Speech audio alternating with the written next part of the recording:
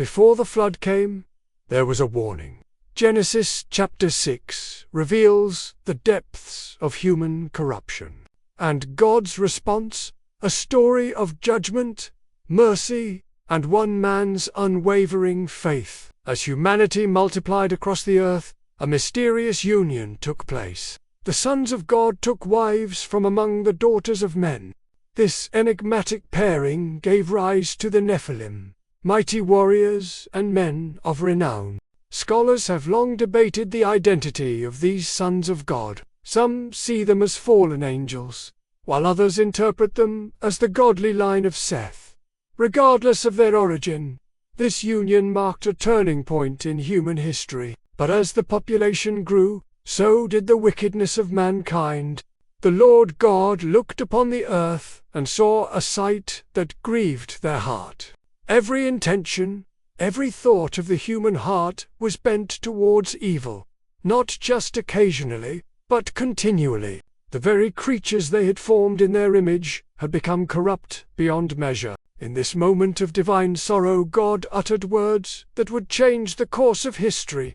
I will wipe mankind whom I have created from the face of the earth, men and animals and creatures that move along the ground and birds in the sky, for I regret that I have made them. The Creator's pain was palpable, his judgment swift and final, yet in the midst of this global corruption, a glimmer of hope emerged. Noah found favor in the eyes of the Lord.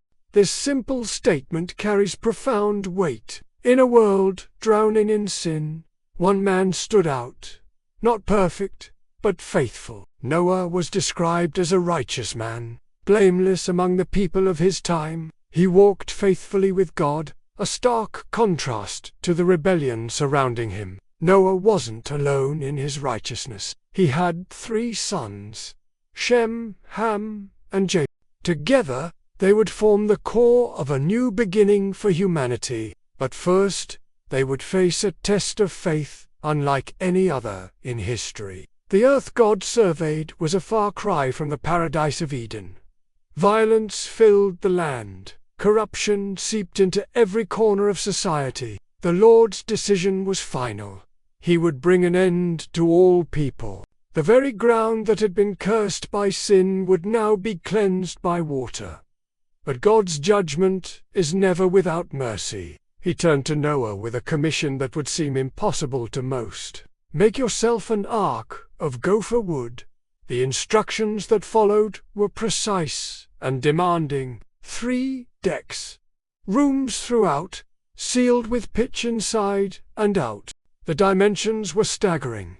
300 cubits long, 50 cubits wide, and 30 cubits high. This was no simple boat, but a massive vessel designed to preserve life in the face of global catastrophe. As Noah began his monumental task, God revealed the full scope of his plan. A flood was coming, waters that would cover the earth and destroy all life under the heavens. Every creature that had the breath of life would perish. The judgment was total. But so was God's provision for those who would heed his warning. Noah's task extended beyond construction.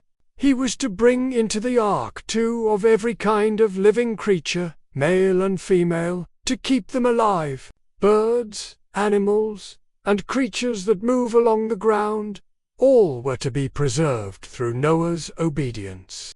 The logistics of this operation are mind-boggling, a testament to both divine planning and human faith. Food was another crucial consideration. Noah was instructed to gather every kind of food that is eaten and store it away as provision for his family and the animals. The ark would not only be a vessel of salvation but a floating storehouse, sustaining life until the waters receded. In the face of this impending judgment, God established a covenant with Noah. This promise of preservation would be the lifeline Noah and his family clung to as the world they knew disappeared beneath the waves. It was a covenant of grace, a demonstration that even in judgment, God's ultimate purpose is redemption. The final verse of Genesis chapter 6 stands as a powerful testimony to Noah's character. Noah did everything just as God commanded him. In a world that had rejected God at every turn, Noah's obedience shines like a beacon. He didn't question the seemingly impossible task. He didn't waver in the face of ridicule or doubt. Noah simply obeyed, step by step, plank by plank, preparing the way for salvation through the ark. As we reflect on this ancient account, we're confronted with timeless truths: the reality of human sin and its consequences, the grief of a holy God in the face of rebellion, the possibility of finding favor in His eyes through faith and obedience, and the promise that even in judgment, God provides a way of escape for those who will trust Him.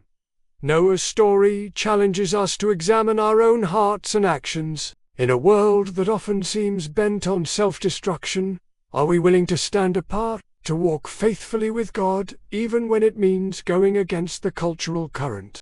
The ark Noah built wasn't just a boat, it was a testament to unwavering faith in the face of an unbelieving world. As the last nail was driven and the final provision stored, Noah and his family stood on the threshold of a new era. The world they knew was about to vanish, but God's promises would remain.